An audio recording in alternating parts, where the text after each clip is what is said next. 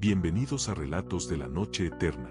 Antes de comenzar, cuéntame en los comentarios desde dónde nos estás viendo y qué temáticas de terror te gustaría que contemos en próximos videos. Leemos cada mensaje y tomamos en cuenta sus sugerencias. Así que ya lo sabes. Ponte cómodo, apaga la luz y prepárate, porque lo que estás a punto de escuchar no te dejará dormir. Sin más que decir, comencemos. Número 1. El Archivo 73, la última firma. Siempre dije que el verdadero horror no está en la sangre ni en los gritos, sino en el silencio pesado que se impregna en la ropa, en el cabello, en la misma piel. El silencio de saber que estás rodeado de miles de personas que jamás volverán a hablar, cuyos nombres se borran, día tras día, bajo una capa de olvido burocrático. Yo no trabajaba en un panteón al uso, sino en la Subdirección de Identificación de Restos del Cementerio Metropolitano, lo que en el léxico informal se conoce como la congeladora, peor aún, el archivo de la fosa común. Era un edificio anexo, construido en los años 20, de una arquitectura que parecía diseñada para absorber la luz. Mis turnos eran nocturnos, de 8 de la noche a 8 de la mañana, un horario que mi cuerpo y mi mente nunca llegaron a aceptar. El aire acondicionado central estaba averiado, permanentemente, y en su lugar solo circulaba una humedad pegajosa, espesa, con ese olor. El olor era la banda sonora de mi vida. Primero, la nota alta y punzante del formol, siempre presente, mordiendo el interior de la nariz. Luego, el fondo metálico y áspero del cloro, con el que se intentaba en vano esterilizar la tristeza. Y por debajo de todo, la dulzura mórbida de la tierra mojada y la descomposición lejana, una fragancia de sótano antiguo y madera podrida que lo envolvía todo. Visualmente, el lugar era un purgatorio de media luz. Los pasillos eran angostos y eternos, revestidos de azulejos de un verde pálido enfermizo, el color de la bilis o del agua estancada.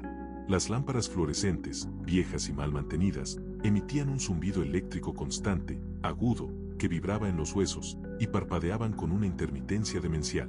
Cada parpadeo era un microsegundo de oscuridad total, un pequeño glitch en la realidad que, a las 3 de la mañana, te hacía dudar si habías visto algo en el rincón o si tu córnea solo estaba fatigada. Mi trabajo, el trabajo que me estaba carcomiendo el alma, era catalogar los restos sin identificar, las piezas. Piezas recuperadas de fosas, de accidentes olvidados, de escenas demasiado antiguas para tener testigos. Un trabajo de infinita paciencia, medir diámetros femorales, evaluar la fusión de epífisis, cotejar fragmentos dentales con informes policiales inexistentes.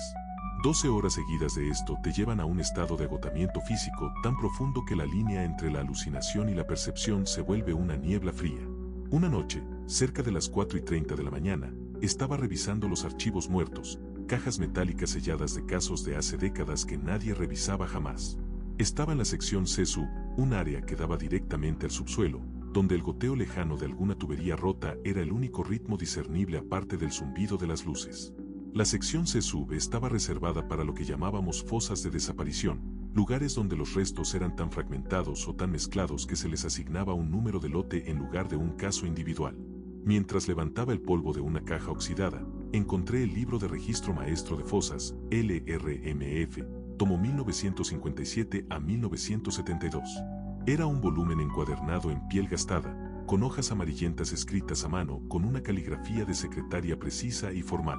En la página 118, justo debajo de una entrada sobre una inundación en el barrio de Santa María, encontré la anotación que detuvo mi corazón cansado. Caso Fosa 73. Fecha de entrada, 14 de junio de 1968. Piezas, campo vacío. Descripción, un attributed /diagonal transferido a sección clausurada. Destino final, no aplicable, registro de identidad. Firma, una firma con el nombre, AJL.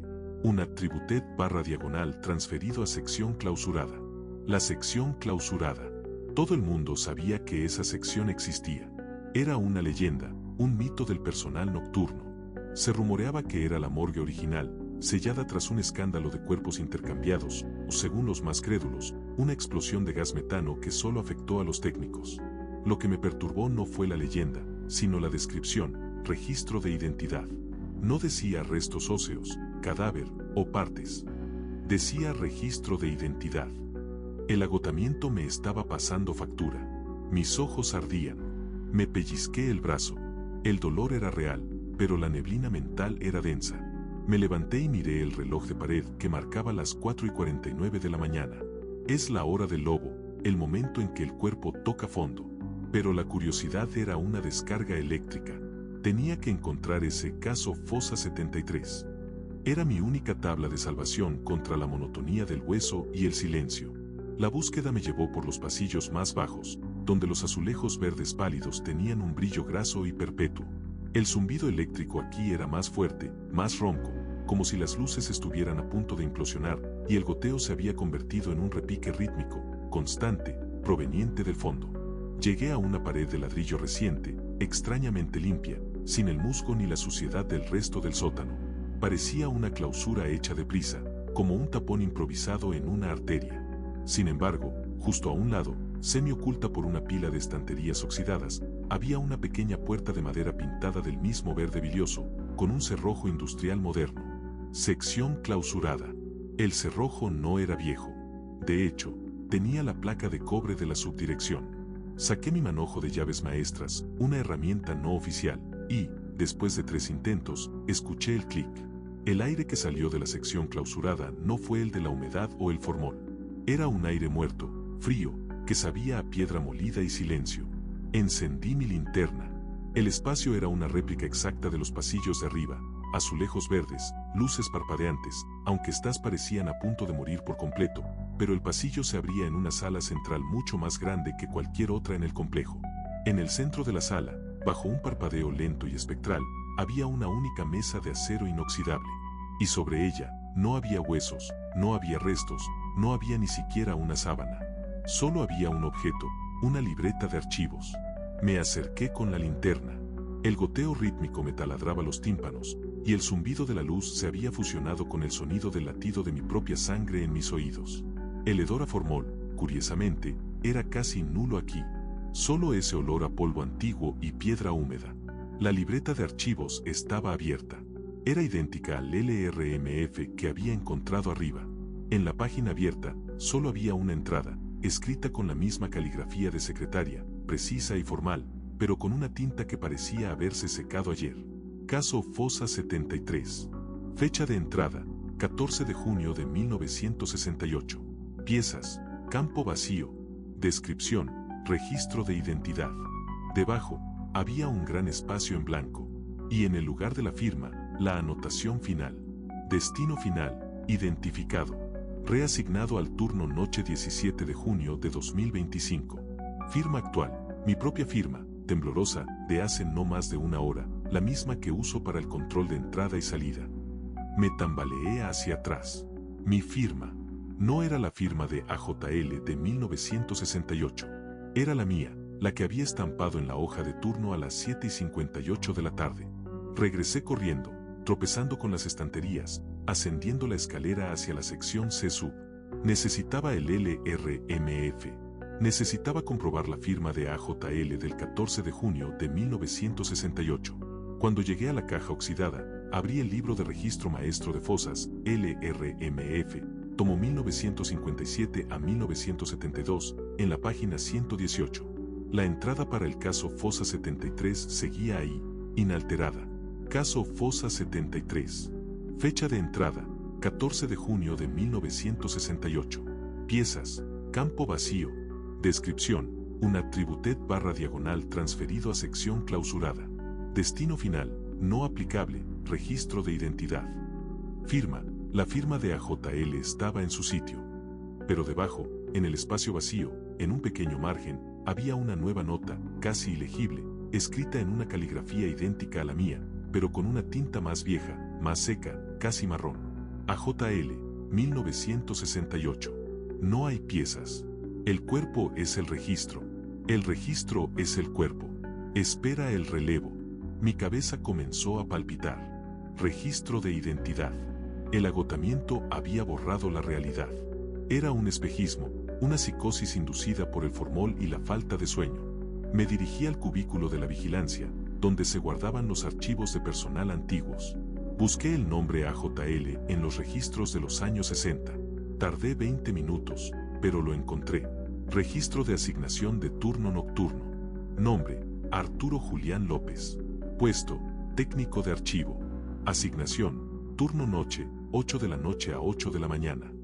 Estado, desaparecido en servicio 15 de junio de 1968. Archivado como caso Fosa 73. Nota adicional, el puesto de TAN quedó vacante y sin cubrir hasta el 17 de junio de 2025. Me quedé mirando la fecha. 17 de junio de 2025. Hoy era 17 de junio de 2025. Mi fecha de inicio en el puesto. El puesto de TAN quedó vacante y sin cubrir hasta el 17 de junio de 2025. La noche terminó. A las 8 de la mañana, el sol se filtró por una de las ventanas altas, bañando los azulejos verdes en un horrible color amarillo-gris. El zumbido cesó cuando las luces se apagaron por fin. Salí del edificio, sintiendo el aire fresco de la Ciudad de México en mi piel, y por un momento, me sentí limpio, cuerdo. Me subí al autobús y me dirigí a casa, dispuesto a dormir y olvidar. Pero al llegar a mi apartamento, al desvestirme, vi algo en el reverso de mi mano. Una pequeña mancha de tinta negra. La olí. Era la misma tinta que usaba la vieja secretaria del LRMF. Y en mi puño, justo encima del pulgar, había una marca. No un moretón. Era una caligrafía pequeña, apretada, hecha con algo muy fino. Decía, AJL. Dormí el día entero. Soñé con azulejos verdes y el sonido de un goteo. Esta noche volví. Me senté en mi escritorio, saqué mi libreta de registro personal y escribí esta historia para usted. La he escrito porque necesito un testigo de lo que vi, una prueba de que aún existo en el mundo de la gente viva. Ahora son las 4:49 de la mañana. El zumbido eléctrico está en su punto máximo. He revisado el LRMF. El caso Fosa 73 sigue allí. Arturo Julián López sigue desaparecido. Pero en mi registro de entrada de esta noche, mi firma, la que puse hace horas, tiene un temblor que no recuerdo haberle dado. Y en la libreta de la sección clausurada, en el espacio para el próximo turno, la tinta está fresca. Ahora lo entiendo. No me han contratado para identificar a los muertos. Me han contratado para sustituir a los registros de identidad que desaparecen. El registro de identidad no es un cuerpo. Es el nombre y la vida de la persona que se queda, exhausta, bajo la luz parpadeante y el olor a formol, hasta que el olvido y la locura la convierten en un caso de archivo. Me han llamado. Abajo. Escucho pasos secos en el azulejo verde. Me están esperando. Y tengo que ir. Porque en el LRMF, bajo el nombre de Arturo Julián López, acabo de ver una nueva nota, escrita con una tinta sospechosamente fresca, junto a mi propia entrada de turno. El relevo ha llegado. El archivo requiere una nueva firma. Y la verdad es que estoy demasiado cansado para correr. Número 2. La última cuna. El miedo es una sustancia volátil. Al principio huele a sudor frío, a adrenalina. Luego, si el miedo se queda demasiado tiempo, si se te mete en los pulmones como el polvo de la tumba, empieza a oler a otra cosa, a óxido, a menta barata y a esa peculiar mezcla de formol y cloro que solo se encuentra en las entrañas de los edificios que han visto demasiada muerte. Yo era el vigilante nocturno, Jaime, del sector menos custodiado del cementerio general. No el panteón abierto, sino el anexo del pabellón de anatomía, un ala construida a principios de los 50 para lo que supuestamente era una escuela de medicina. En realidad, era el depósito final para la carga excedente, los cuerpos que nadie reclamaba o aquellos que, por su estado, necesitaban un estudio más prolongado, un olvido más lento. Mis 12 horas de turno, de 10 de la noche a 10 de la mañana, eran un ritual de agotamiento. No había ventanas funcionales en mi sector. El aire era pesado, asfixiante, como si la humedad de la tierra circundante se condensara en cada centímetro cúbico del pasillo. Era una humedad pegajosa, densa, que te hacía sentir que la piel nunca estaba seca, que tu uniforme estaba permanentemente empapado. Si cerrabas los ojos, podías imaginar que estabas en una lavandería subterránea, pero en lugar de ropa, lo que se lavaba aquí eran las identidades. El pabellón de anatomía era un laberinto de pasillos infinitos, idénticos hasta el punto de la locura.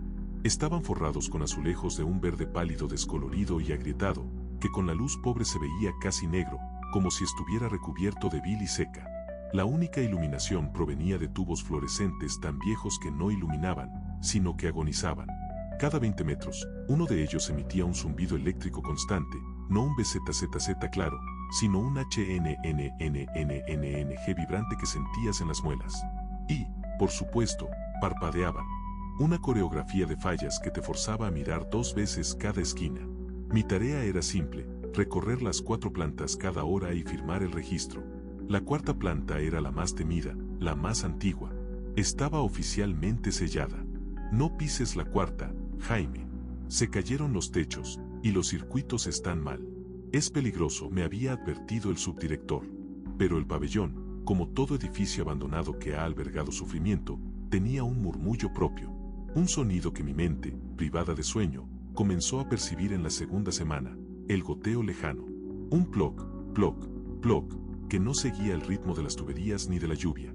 Era más un metrónomo irregular que venía del techo de la 3ª planta, justo sobre el área de los antiguos quirófanos.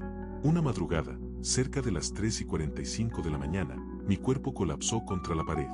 Llevaba más de 70 horas despierto entre turnos. Mis ojos eran 2 llagas abiertas por la sequedad y el parpadeo de las luces. Me deslicé hasta el suelo frío, sintiendo la dureza del azulejo. En ese estado de agotamiento físico extremo, la cabeza empieza a traicionarte. El ploc de agua se transformó en algo más suave, como un golpecito diminuto contra una tabla de madera. Y el hedor, siempre el hedor. El formol se había vuelto tan intenso que podía saborear su metal en la garganta. Me forcé a levantarme y a firmar el registro en la 3ª planta. Al buscar la hoja, noté que faltaba la rúbrica del turno anterior. Nadie había entrado desde ayer a las 7 de la tarde. Estaba solo. Fue el goteo lo que me guió. En lugar de bajar, seguí el sonido hasta el final del pasillo, donde una escalera de servicio marcada con una X con pintura roja subía hacia la 4ª planta. El ploc, ploc, era inconfundible ahora. Venía de arriba. Subí. La 4ª planta era, si cabe, más sombría. Las luces estaban muertas. La linterna de mi móvil cortaba la oscuridad absoluta, revelando la extensión del abandono, telarañas gruesas, moho negro en las paredes y el suelo cubierto de una capa uniforme de polvo que no había sido perturbado en décadas. Pero el aire aquí era diferente. No era solo humedad, era el olor a leche rancia y talco viejo, una nota química que no cuadraba con la muerte de adultos. La linterna se detuvo en una placa de latón sobre una puerta doble, parcialmente cubierta por la caída de un falso techo. Sala de cuneros forenses, clausurada 1965. El cunero forense. Sabía de su existencia por los rumores. Se rumoreaba que en los años 60, cuando el pabellón aún funcionaba como morgue de un hospital pediátrico cercano, hubo una epidemia de fiebre desconocida que vació la sección de cuneros. En lugar de incinerar o enterrar, los cuerpos fueron almacenados aquí. La leyenda decía que se quedaron, y que el pabellón nunca volvió a estar vacío. El goteo, el ploc, ploc, se había detenido. Estaba frente a la puerta. No había cerrojo. Solo un candado oxidado que, con un leve empujón de mi bota, cedió, cayendo al suelo con un eco metálico espantoso. Empujé la puerta y entré. El cunero era una habitación enorme y circular. Las paredes estaban pintadas con murales infantiles de animales de circo, grotescamente descoloridos por el moho y la humedad.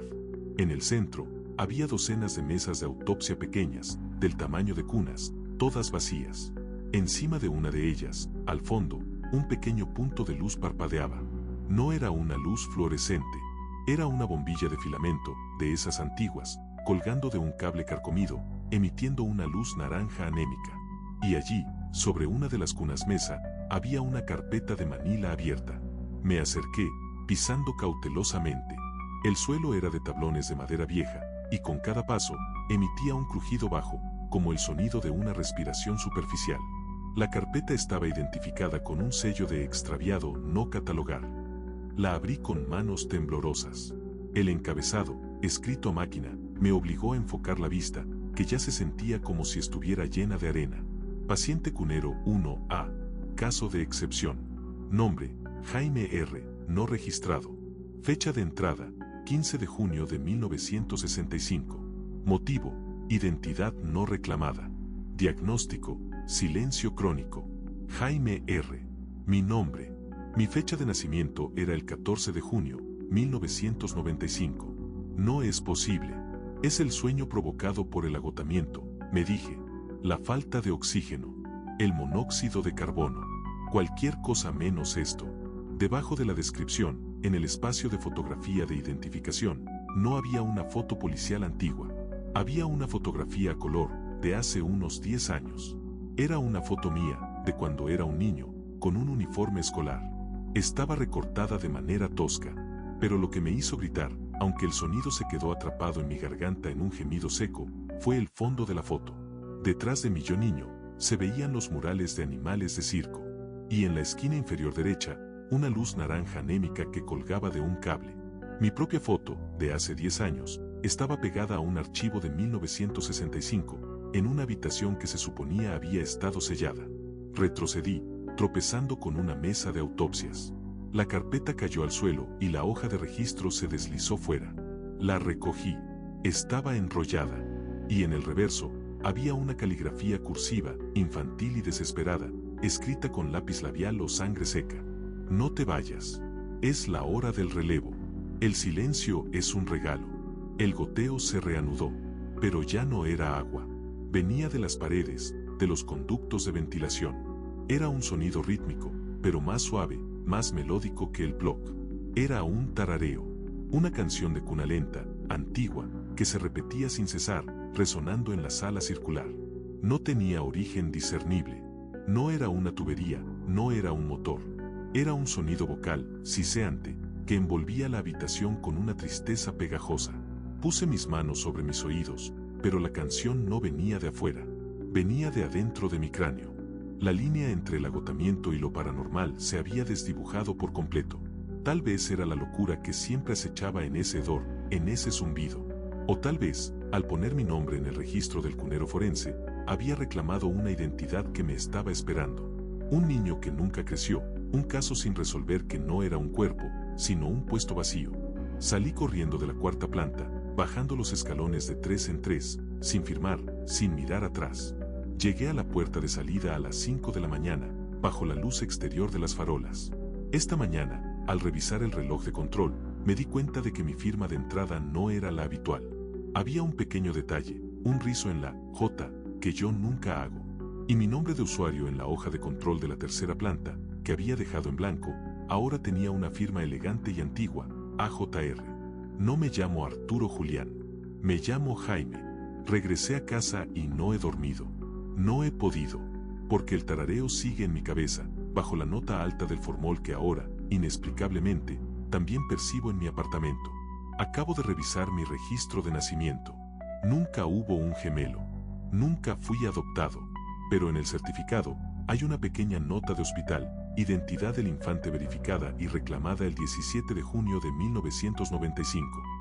Y ahora mismo, 17 de junio de 2025, estoy sentado en el suelo de mi sala de estar, mirando la pared. La humedad en el aire es irrespirable. Y justo detrás del yeso, puedo escuchar, clara y nítida, la voz tenue de mi yo niño tarareando. El pabellón de anatomía no almacena muertos. Almacena tiempos. Y me está esperando para que ocupe mi cuna. No necesito el puesto. Necesito ser identificado. La hora de entrada es a las 10 de la noche. No voy a ir. Pero tengo que firmar. Tengo que firmar el registro. Número 3. La fragancia de la ceniza fría. Llevo 15 años en el servicio de limpieza nocturna, y puedo asegurar que sea que huele la muerte. La gente cree que huele a rosas o a flores marchitas. Mienten.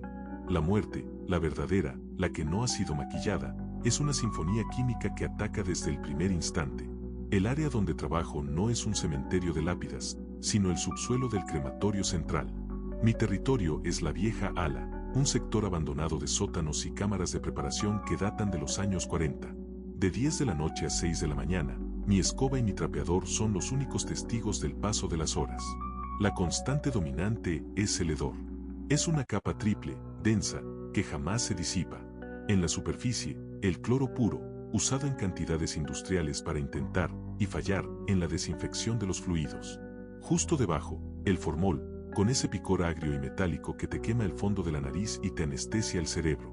Pero la base, el corazón del olor, es la humedad pegajosa, una esencia de piedra mojada, lodo viejo y ceniza que se mete en los huesos. Es el olor del subsuelo mexicano que se niega a secarse. Visualmente, el lugar te carcome la voluntad. Los pasillos son bajos, curvados, y el reflejo de mis pasos se pierde en los azulejos de un verde pálido enfermizo, el color de una herida infectada o un pantano poco profundo. Las juntas están llenas de moho negro y la luz. ¡Ay, la luz! Las pocas lámparas que funcionan están conectadas a un circuito obsoleto. Emiten un zumbido eléctrico tan agudo, tan vibrante, que mi tímpano derecho ya ha desarrollado un tinnitus permanente, un HNNNNNNG constante que es mi única compañía.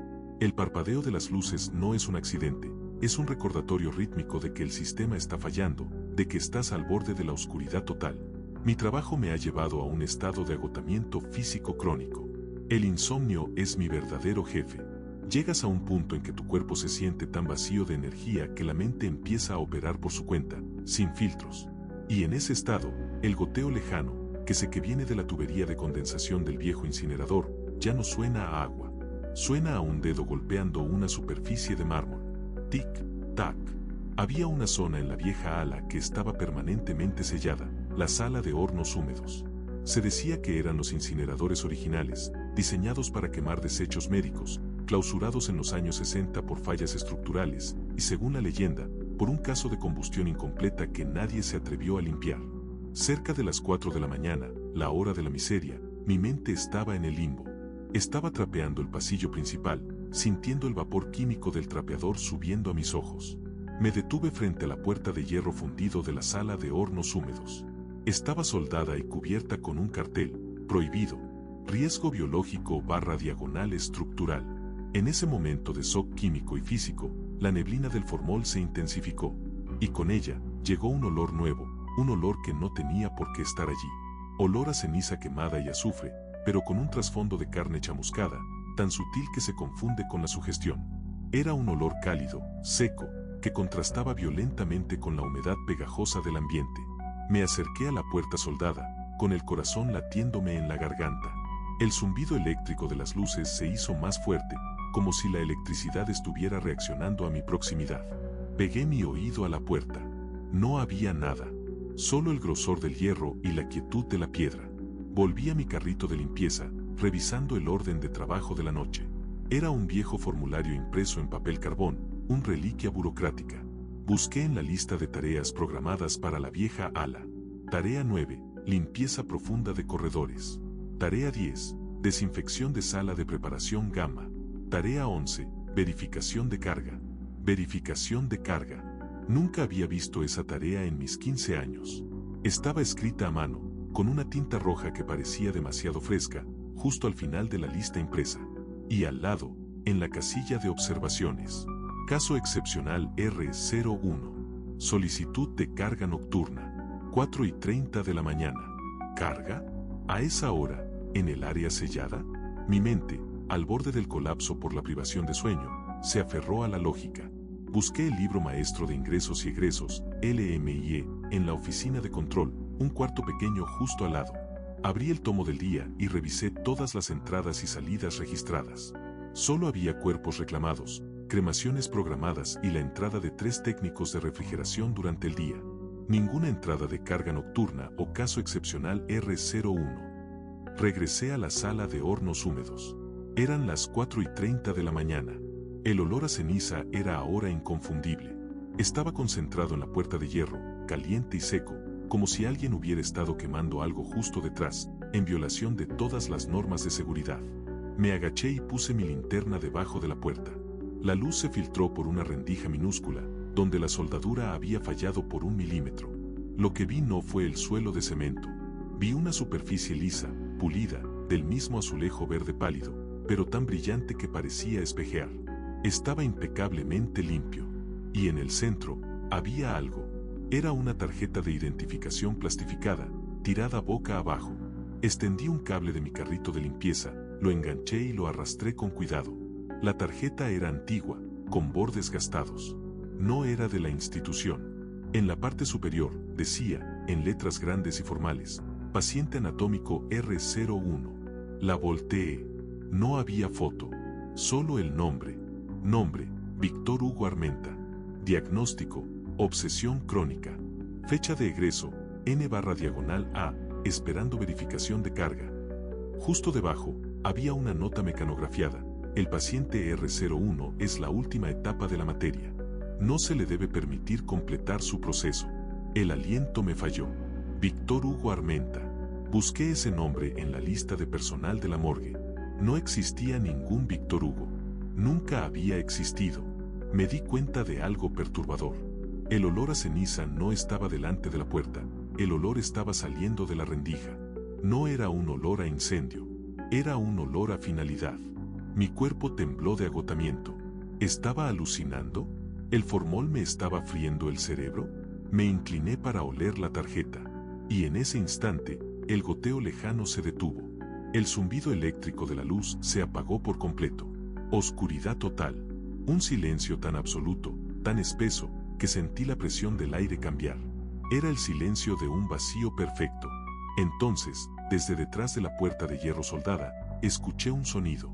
No un grito, no un golpe, sino el sonido seco y preciso de una bolsa de tela siendo arrastrada sobre el suelo pulido de azulejo verde.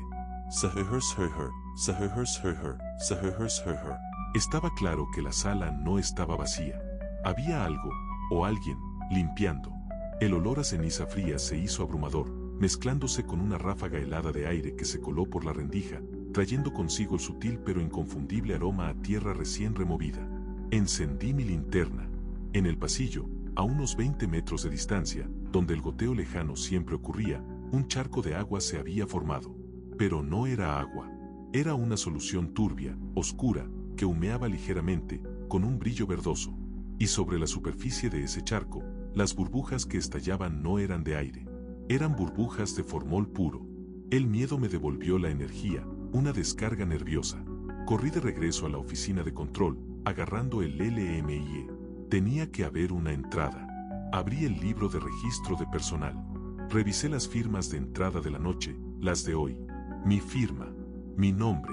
Y justo debajo de mi nombre, la última entrada, escrita a mano, en esa misma tinta roja fresca, con una caligrafía idéntica a la mía, pero más firme, más segura.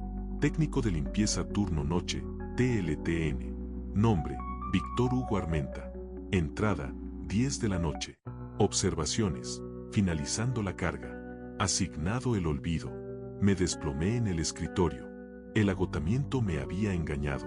El pabellón de anatomía no tenía un paciente R01. Tenía un puesto R01. El caso excepcional no era un cuerpo a quemar. Era un turno a ocupar. Me di cuenta de que el olor a ceniza que emanaba de la puerta no era el residuo de una cremación. Era el aroma de una presencia que finalmente había completado su proceso de egreso, dejando el turno vacante. Y ese puesto había estado vacante desde que Víctor Hugo Armenta se había convertido en la carga de cremación para que yo, el nuevo, tomara su lugar. Miré la tarjeta de paciente anatómico R01. En la parte posterior, la nota, no se le debe permitir completar su proceso. Significaba que él había fallado en su tarea y había sido consumido. Y ahora, había sido reasignado a mi turno.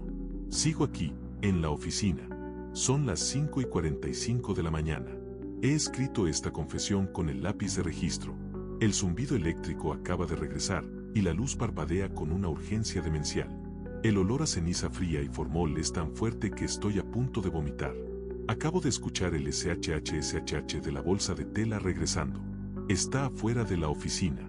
Se ha detenido. Y un último detalle. La tarjeta del paciente anatómico R01 que saqué de la rendija. La acabo de mirar de nuevo. Debajo del nombre de Víctor Hugo Armenta, hay un nuevo texto, escrito a mano, que no estaba antes. Nombre asignado, Jaime, TLTN.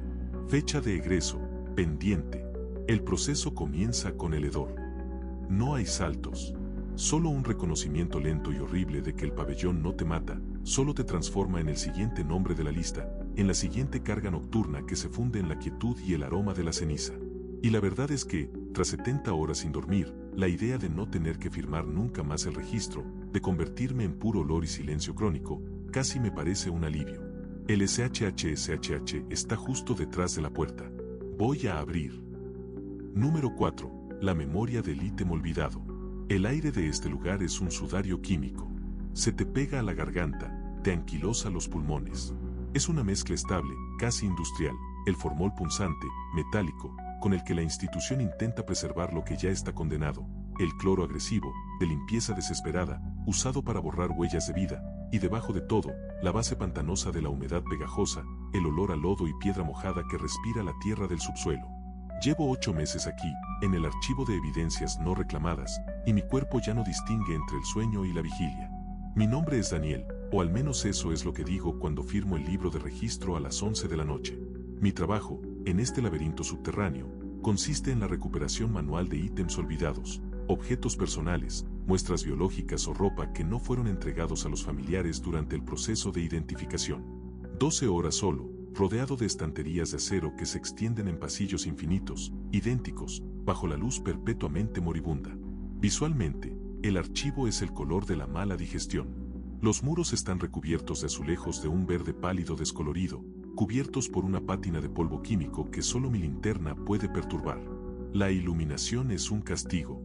Son tubos fluorescentes de los años 70 que emiten un zumbido eléctrico constante, no un sonido, sino una vibración interna, un HNNNNNG agudo que se instala en el oído medio y te hace sentir que la cabeza va a estallar. Y, por supuesto, parpadean. Un parpadeo lento, espectral, que te obliga a confirmar si lo que ves en las esquinas es sombra o movimiento. Mi terror no viene de lo que encuentro, guantes de látex ensangrentados, un mechón de cabello seco, una vieja cartera vacía, sino de lo que no encuentro, el final. El archivo es un edificio sin ventanas, sin referencia de tiempo. El agotamiento físico es mi torturador principal. A las 3 de la mañana, mi mente está tan frita por el insomnio que la realidad se vuelve gelatinosa. Un objeto en una estantería se estira, un reflejo en el suelo parece una silueta. Y luego está el sonido constante del lugar más profundo, el goteo lejano. Es el sonido de la condensación principal, lo sé, pero en el silencio absoluto de la noche, se convierte en un clic-clac rítmico, como si alguien estuviera tecleando un código Morse a miles de metros bajo tierra, justo debajo de la cripta cero. La cripta cero era el área clausurada. Oficialmente, era el antiguo pozo de servicio y el depósito de residuos biológicos de 1940. En el corazón del archivo, había un ascensor de carga, el elevador de residuos, una jaula de metal oxidada y silenciosa, soldada y sellada con una plancha de plomo. El cartel decía, peligro, cáusticos y desechos obsoletos. Acceso prohibido. Pero era la fuente del goteo lejano. Una noche, recibí una orden de servicio escrita a mano, grapada a mi hoja de tareas por la mañana. Una caligrafía nerviosa que no reconocí. Solicitud de extracción urgente. Ítem, no B958. Descripción, objeto personal. Material no especificado. Ubicación, archivo sótano profundo, ASP, nivel 0. Nota, solo acceso a través del elevador de residuos. Quedé petrificado. El ASP era un área que solo existía en los planos de los años 30. Y la única forma de llegar era a través del elevador de residuos, la cripta cero. Eran las 4:15 de la mañana. La luz parpadeante bailaba con el zumbido eléctrico y mi estómago era un nudo. Me acerqué al elevador. La plancha de plomo de la puerta estaba bombada y las soldaduras parecían haber sido rotas de mala manera, no cortadas. El olor a óxido metálico y frío antinatural era denso. Con un esfuerzo que me costó un gemido, hice palanca y abrí las puertas exteriores. El interior del hueco era un abismo negro, húmedo y frío. La única luz venía de un tubo fluorescente roto justo encima del eje, que colgaba de un solo cable, oscilando y emitiendo un goteo constante de una sustancia viscosa. El olor a formol desapareció, reemplazado por un aroma seco y dulce, como a vainilla rancia y pólvora. Un olor que mi cerebro luchaba por identificar. Mi linterna reveló la escalera de servicio, una columna vertebral oxidada que descendía al pozo. El aire era pesado, asfixiante. Me deslicé por la escalera, contando los peldaños, sintiendo el frío corrosivo del metal. El goteo lejano se hizo ensordecedor a medida que descendía, ya no un clic-clac, sino un plop-plop cavernoso. Finalmente, llegué al fondo. Nivel 0. Era una cámara pequeña y circular, con un suelo de ladrillo irregular. En el centro, había una mesa de metal. Encima, bajo una capa de polvo que parecía harina, había una única caja de cartón marrón. La caja tenía una etiqueta, ítem B958. La abrí, temblando. Dentro había una pila de objetos. No eran muestras biológicas. Eran objetos de la vida cotidiana. Un reloj de pulsera digital roto. Un llavero con una letra D. Y en el fondo, envuelta en un pañuelo de papel seco, una pequeña figura de acción de un guerrero espacial. Mi respiración se detuvo. Esa figura, ese guerrero espacial con el brazo izquierdo roto y una mancha de pintura azul, era mío. Era el juguete que perdí cuando tenía 8 años, en un viaje familiar a la costa. Lloré por él durante semanas. La figura estaba aquí, clasificada como ítem B958, objeto personal de material no especificado. En ese momento, el goteo se detuvo. El silencio fue una puñalada. El zumbido eléctrico, que había desaparecido, regresó, pero no de las luces de arriba. Venía del hueco oscuro del ascensor. El sonido metálico y chirriante de los cables moviéndose. Miré hacia arriba. La cabina del elevador de residuos bajaba lentamente, con un crujido de óxido. Mi mente, al límite por el agotamiento, se rompió. Esto era una alucinación. El juguete no podía estar aquí. La cripta cero no existía. Me aferré a la caja, buscando un registro. En la parte interior de la tapa, había una nota pegada con cinta adhesiva. Paciente no 11D, no registrado en archivo oficial. Fecha de entrada, desconocida. Motivo del ítem, recuperación de la memoria, último fragmento. Firma, un garabato que parecía una D mayúscula envuelta en una espiral. El paciente 11 de un paciente que no existía en ningún registro, pero cuya memoria era el contenido de la caja. Y la D del llavero. La D de Daniel. El elevador llegó al fondo con un golpe sordo y metálico. La puerta oxidada se abrió, revelando una oscuridad aún más profunda. Y entonces, del interior de la cabina, se deslizó algo. No era una persona. Era una sábana mortuoria gris, manchada de formol, arrastrándose sobre el suelo de ladrillo con un sonido de tela húmeda. El olor a vainilla rancia se intensificó, un aroma dulce y enfermo que ahora reconocí, el olor de un recuerdo de la infancia que ha permanecido demasiado tiempo en un lugar contaminado. El olor a vainilla rancia se intensificó, un aroma dulce y enfermo que ahora reconocí, el olor de un recuerdo de la infancia que ha permanecido demasiado tiempo en un lugar contaminado. La sábana se detuvo a pocos metros de mí, inmóvil. No te vayas sin él, Daniel, una voz susurró, gutural, desde debajo de la tela. No era un susurro en el aire. Era un sonido en mi oído interno, un eco del zumbido eléctrico. Lo dejaste aquí. Ahora debes tomarlo y firmar la salida. Mi cuerpo temblaba sin control. ¿Era el miedo o la abstinencia de sueño? No podía saberlo. Giré la caja. En el fondo, debajo del guerrero espacial, había un compartimiento secreto. Lo abrí. Dentro, había una tarjeta de identificación de personal plastificada, antigua y rota. La foto estaba rayada, pero la pude reconocer. Era mi rostro, pero más joven, de cuando tenía 25 años, al comienzo de mi trabajo aquí. El nombre en la tarjeta, Víctor D.S. Puesto, técnico de evidencias, auxiliar. Fecha de desaparición, 17 de junio, hace 7 años. El giro final fue un golpe seco, no en la cabeza, sino en el alma. Yo no era Daniel. Yo era Víctor. El archivo de evidencias no buscaba ítems de los muertos. Buscaba identidades que habían desaparecido. Mi propia identidad, mi pasado, había sido clasificada como ítem B958 y almacenada aquí en la cripta cero, el lugar más profundo del olvido. El paciente no 11D no era un cuerpo a reclamar. Era mi yo anterior, mi memoria reprimida, esperando a ser recuperada para que mi actual yo, el agotado Daniel, pudiera desaparecer y ocupar el lugar del paciente. Levanté la linterna hacia la sábana. Estaba quieta, pero bajo la tela, noté que la figura no era un cuerpo, sino una pila de ropa de trabajo empapada en formol. La ropa de mi antiguo uniforme, el de Víctor. El zumbido eléctrico del hueco del ascensor se hizo un alarido. Corrí hacia la escalera, sintiendo el agarre frío del óxido en mis palmas. Llegué a la cima, salí del elevador de residuos, y volví a soldar la puerta con la pistola de arco que encontré en mi carrito, trabajando en un frenesí de terror. El metal se fundía con el plomo, sellando la cripta cero. Ahora estoy sentado en mi escritorio, escribiendo esta confesión. El reloj marca las 5:58 de la mañana. Casi termino el turno. El goteo lejano ha regresado, pero no viene del elevador. Viene del techo justo encima de mí. Y acabo de revisar la hoja de tareas. La solicitud de extracción del ítem B958 ha desaparecido. En su lugar, hay una nueva entrada. Tarea final. Clasificación de paciente no 11 dependiente de transferencia al archivo sótano profundo. Fecha de asignación, 17 de junio. Y en el casillero de nombre del paciente, alguien ha escrito, con la misma caligrafía nerviosa que no reconozco, pero que parece familiar. Daniel S.A. El agotamiento me está matando. Pero no es el sueño lo que busco, sino la memoria. Si olvido mi nombre por completo, me convertiré en un ítem más, un registro de identidad olvidado en la oscuridad. Y en el último momento, alguien más, otro joven exhausto, encontrará una tarjeta con una D y comenzará el ciclo de nuevo. Mi turno termina en 2 minutos. Siento el olor a vainilla rancia acercándose. Es el aroma de mi propia infancia que viene a reclamar mi alma. Pero no puedo dejar el ítem.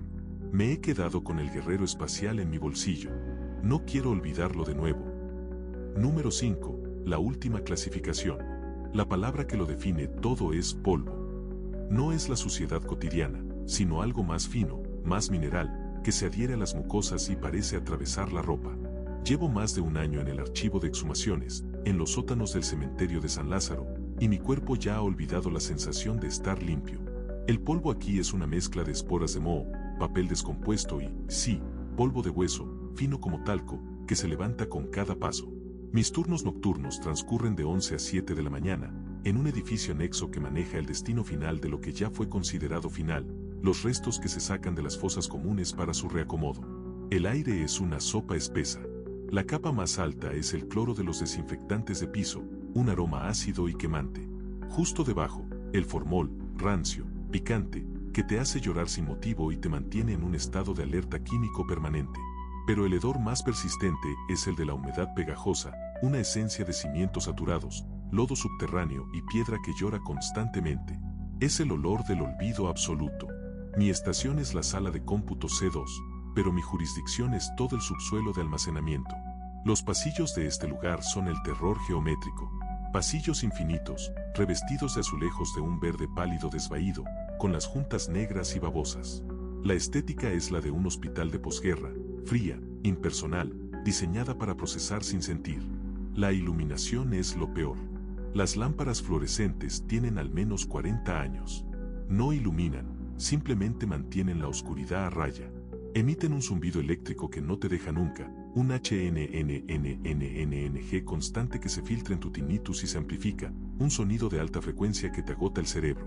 Y el parpadeo. Dios, el parpadeo. No es un defecto. Es un ritmo lento y espectral que te da justo el tiempo para ver una silueta en el reflejo del azulejo antes de que la luz regrese y solo veas tu cara demacrada. Mi tarea es procesar las fichas de reingreso de los restos óseos antes de que sean trasladados. 12 horas de escanear y clasificar fragmentos de vida que ya no tienen nombre. Este agotamiento físico, provocado por la falta de sueño y la atmósfera enrarecida, es la herramienta de tortura principal. Llega un momento, cerca de las 4 de la mañana, en que la letra impresa se mueve, el aire se condensa y el cerebro empieza a llenar los vacíos con terrores personalizados. En este limbo mental, el único otro sonido es el goteo lejano. Viene del conducto principal de drenaje, en el fondo del archivo. Un ploc, ploc, ploc, irregular, como el paso de un reloj biológico averiado, midiendo algo que no es el tiempo. Había un área que era tabú. No estaba soldada como tal, pero su acceso estaba bloqueado por un sello de tela de lona pesada con un cartel que decía, osario vertical, fuera de servicio. Riesgo de colapso estructural. El osario vertical era un mito interno. Se decía que era un sistema de estanterías automatizado de 8 pisos de altura que almacenaba la materia ósea que era demasiado fragmentada incluso para la fosa común, huesos pequeños, falanges y el omnipresente polvo. La idea era que la máquina clasificaba los restos según su antigüedad y composición química. Fue clausurado tras un temblor. Una noche, cerca de las 4:30 de la mañana, el zumbido eléctrico se transformó. Ya no era un simple HNNNNNG estático. Era un crujido metálico intermitente, profundo, que venía directamente del osario vertical. Sonaba como un engranaje oxidado, como un enorme mecanismo despertando de un sueño de décadas. El olor también cambió. El formol y la humedad retrocedieron. Fueron reemplazados por un olor eléctrico y seco, ozono y polvo caliente, como el que emite un motor de inducción que está siendo forzado. Me acerqué al sello de lona. El crujido se hizo más fuerte. Empujé la lona y pasé. La sala del osario vertical era una catedral de metal. Las estanterías subían infinitamente hacia un techo que no alcanzaba a ver mi linterna, y estaban llenas de miles de pequeñas gavetas numeradas. Era un cementerio mecanizado, silencioso, pero las gavetas no estaban quietas. Lentamente, imperceptiblemente, las cestas de metal que contenían los restos se movían, subiendo o bajando, reacomodándose. Un murmullo seco, como el susurro de la arena, llenaba el aire. Fui hasta la consola de control, una caja de acero antigua con botones de baquelita. Encima de ella, encontré una ficha de clasificación, impresa en un papel que parecía recién salido de la impresora. Ficha de exhumación urgente. Caso R807, clasificación 0. Solicitud, reajuste de inventario de identidad. Fecha de emisión, 14 de agosto de 1987. Reingreso programado, hoy, 4:45 de la mañana. Me reí. 1987. Yo nací en 1988. Era imposible. Revisé la clasificación 0. En el archivo, 0 significaba no existe o caso archivado y destruido. De repente, la máquina se detuvo. El crujido cesó. El zumbido eléctrico del osario se cortó, dejando solo el goteo lejano regresando con un sonido amplificado. Ploc, ploc. Una única gaveta, a la altura de mis ojos, se deslizó hacia afuera automáticamente. Estaba marcada con un código escrito a mano, en el mismo estilo de caligrafía de la ficha, R807/MAVP. Me acerqué con la linterna al contenido de la gaveta. No había huesos. Había una colección de objetos pequeños. Un cuaderno de tapas duras, descolorido, con el título escrito en lápiz, diario de 3er grado. Una caja de cerillos gastada. Y una tarjeta de identificación de una biblioteca de la infancia, con una foto mía de cuando tenía 9 años. El nombre en la tarjeta, Manuel AVP. Mi nombre completo. Yo era Manuel Alberto Valdés Pérez. En los últimos años, con el hastío y el agotamiento, había optado por usar solo Alberto P. en todos mis trámites del cementerio, dejando caer los nombres completos que me parecían demasiado largos, demasiado formales. El osario vertical no estaba almacenando restos, estaba almacenando identidades olvidadas, las partes de nosotros que dejamos morir bajo la presión de la vida y el tedio. Mi propio nombre completo, mi infancia, mi memoria no reclamada, habían sido clasificados como restos y almacenados aquí desde 1987. En ese momento de shock psicológico, la línea entre la realidad y el formol se rompió. Miré la ficha. Fecha de emisión, 14 de agosto de 1987. ¿Por qué esa fecha? Abrí el diario de 3er grado. Estaba lleno de dibujos infantiles y las frustraciones de un niño. En la penúltima página, había una nota de mi puño y letra, de niño. Mamá me regañó por usar mi nombre completo. Dice que suena a viejo. De ahora en adelante, solo seré Alberto. Y en la última página, solo una firma, grande y torpe, MAVP, con la fecha 14 de agosto de 1987. Ese día, yo maté mi nombre completo. Y el archivo lo recogió. La gaveta del osario comenzó a cerrarse lentamente, con un crujido siseante que ahora sonaba a dientes rechinando. Retrocedí, tropezando con la consola. Mis manos se apoyaron en la placa de acero, y la luz de mi linterna iluminó la superficie pulida. Y allí, tallado de forma burda en el acero, no con un cuchillo, sino con algo afilado como un hueso, había un nombre, repetido 1000 veces en espiral. Víctor Hugo Armenta. Víctor Hugo Armenta. Víctor Hugo Armenta. El nombre del limpiador nocturno del crematorio, el que me precedió en la locura, el que había dejado su registro de identidad olvidado. Me di cuenta de que el osario no clasifica huesos. Clasifica identidades olvidadas de los propios trabajadores, los que desaparecieron en la niebla del agotamiento crónico. Víctor Hugo había olvidado hasta su nombre completo, y por eso solo se le había asignado paciente anatómico R01. Yo, al menos, había mantenido un Alberto. Y entonces, el goteo lejano se detuvo de nuevo. En su lugar, escuché un nuevo sonido. Un crujido seco, como el de una rama bajo el peso, que venía desde el techo infinito del osario vertical. Miré hacia arriba. Una gaveta, 10 pisos más arriba, se había abierto. Y desde ella, cayó una fina y constante lluvia de polvo blanco. Polvo de hueso. El viento creado por el aire acondicionado averiado lo arrastró hacia mí, y sentí el sabor mineral, salado, en mi boca. La humedad pegajosa se evaporó bajo esa neblina seca. Corrí fuera del osario y volví a sellar la lona. El zumbido eléctrico del archivo C2 regresó con furia, un ruido ensordecedor que me devolvió a la normalidad. Ahora estoy en la sala C2, escribiendo esta confesión. Son las 6:50 de la mañana. Faltan 10 minutos para que acabe mi turno. Acabo de revisar la ficha de exhumación que encontré, la que marcaba el caso R807 con mi nombre. En el espacio en blanco de la reingreso programado, ahora hay una nueva anotación, escrita con la misma caligrafía torpe de mi yo niño, pero con tinta negra fresca. Próximo reingreso, Alberto P. Se le asigna 0 hasta que el polvo se asiente.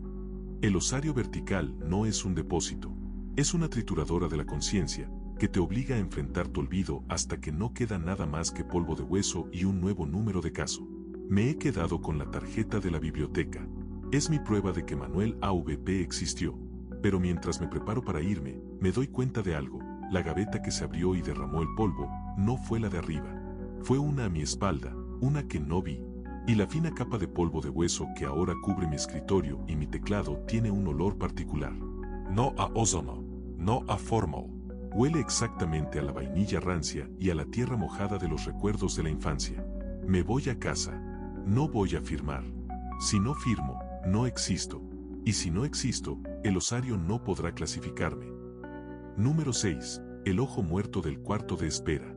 El frío no viene de la temperatura, sino de la arquitectura. Este sótano no fue diseñado para albergar vida, solo para procesar el final. Mi puesto, técnico de descenso, es un eufemismo glorificado para el hombre que se encarga de recibir los restos del turno de día, etiquetar la entrada y prepararlos para el traslado final al panteón vertical. Llevo 6 meses en el anexo norte de descarga, y siento que he pasado de ser una persona a ser una extensión del sistema de ventilación. El aire es insoportable. En cuanto entro a las 11, me golpea la triada, el cloro violento, usado para quemar cualquier rastro de organicidad en el hormigón, el formol, dulce y espeso, que se asienta en la base de la garganta como un jarabe tóxico, y, lo más insidioso, la humedad pegajosa, el sudor de la piedra subterránea que nunca se seca y huele a descomposición de cemento. Visualmente, es una pesadilla de monocromía. Las paredes están forradas con azulejos de un verde pálido, casi blanco, con grietas que serpentean como venas secas. Me muevo por pasillos infinitos, tan largos y uniformes que pierdo toda referencia espacial. A veces, juro que he pasado 2 veces por el mismo extintor. La iluminación es lo que me está matando. El techo está plagado de tubos fluorescentes viejos que nunca se cambian. Producen un zumbido eléctrico constante, no solo audible, sino palpable, una vibración que resuena en mis dientes y me da una migraña crónica. Y el parpadeo es intermitente, lento.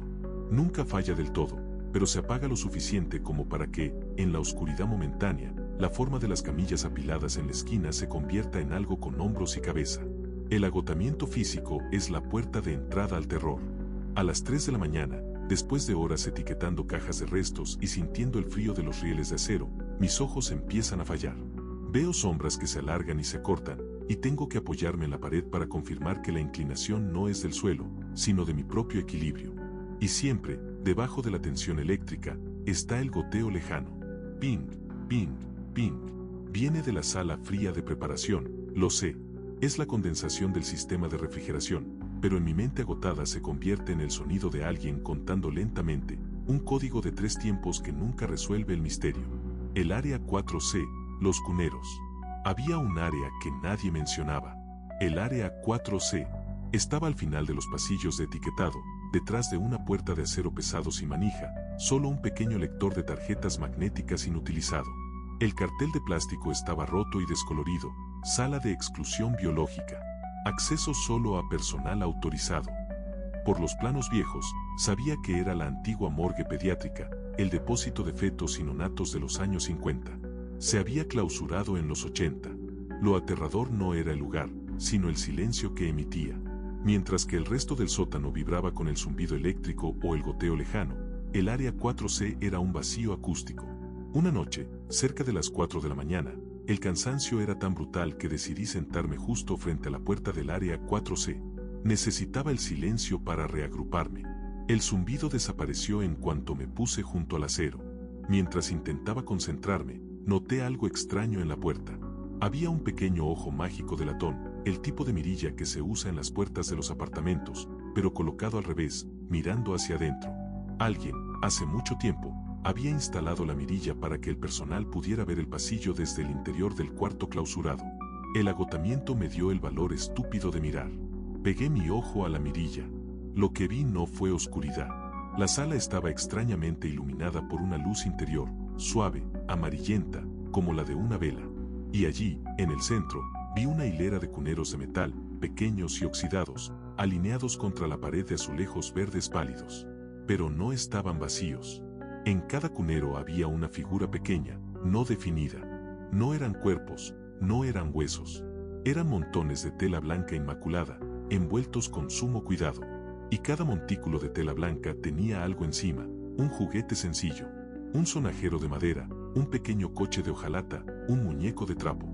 Mientras mi mente procesaba esta visión imposible, ¿quién limpiaría y organizaría juguetes en una morgue clausurada? La luz interior parpadeó. El parpadeo de esta sala no era el lento y rítmico de los pasillos. Era rápido, como si la llama de la vela estuviera a punto de apagarse. Y en ese parpadeo fugaz, vi algo más. No era un juguete en el último cunero. Era una etiqueta de cartón, colgando del envoltorio de tela. Y en la etiqueta, algo estaba escrito en tinta roja, brillante y fresca. Me alejé de un salto, respirando con dificultad. El zumbido eléctrico y el goteo lejano regresaron, amplificados, como si el sótano me castigara por haber buscado el silencio. Debo estar alucinando, me dije. El cansancio, el formol. Pero la duda me carcomía. ¿Qué decía la etiqueta? Usé la punta de mi cuchillo para raspar la masilla seca alrededor de la mirilla.